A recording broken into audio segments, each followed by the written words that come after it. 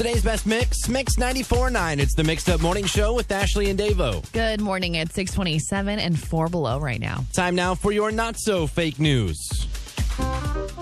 Subjects will cover dishonesty and bad reporting in various categories from the fake news media. They're now telling everyone to stop saying fake news. I'm not even kidding. They have no idea what's even going on. They have no sources. They just make them up when there are none. Wrong, wrong, wrong, wrong. Wrong, wrong, wrong, wrong. You're wrong, you're wrong, you're wrong. Okay, so there's no right way to react to losing a bunch of your stuff in a divorce. I'm not going to judge people, but there's definitely a wrong way to go about it. And this is probably it, if I had to guess. A 41-year-old woman named Ardeen Satterley from Georgia is getting a divorce.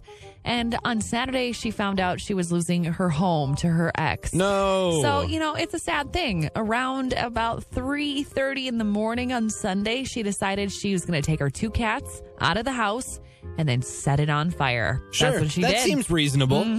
But the fire spread, and it actually wound up hitting 19 other houses in the neighborhood. 19? 19 houses before it was contained. Her house burned down. So did 3 of her neighbors, and the other 16 were damaged. So now she's facing 14 counts of felony first-degree arson. The positive, she won't need to find a new home. She'll be in prison. It's safe to say that her neighbors really don't like her. No.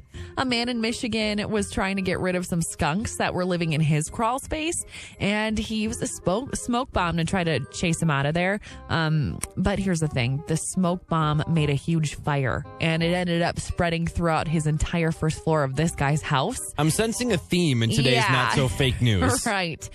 To make matters worse, he didn't even call 911 right away. He waited about 15 minutes to try to figure it out. Now, you know how fast fires spread. Yes. And so that Just time ask that lady in Georgia. Right. The time was pretty critical.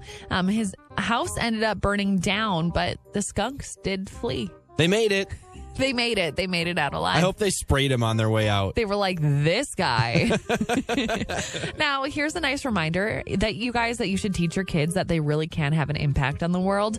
And it actually does stick with them, too, because a 5th grader in Richmond, Virginia, his name is Benjamin Ford, was eating lunch at school on Thursday when he saw a girl start choking, and she couldn't breathe. She was turning blue, and luckily he knew exactly what to do because of an educational video that he watched. That his mom showed him a few years ago.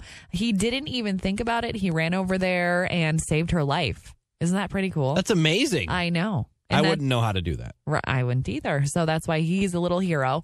And that's your Not So Fake News this morning on Mix 94.9.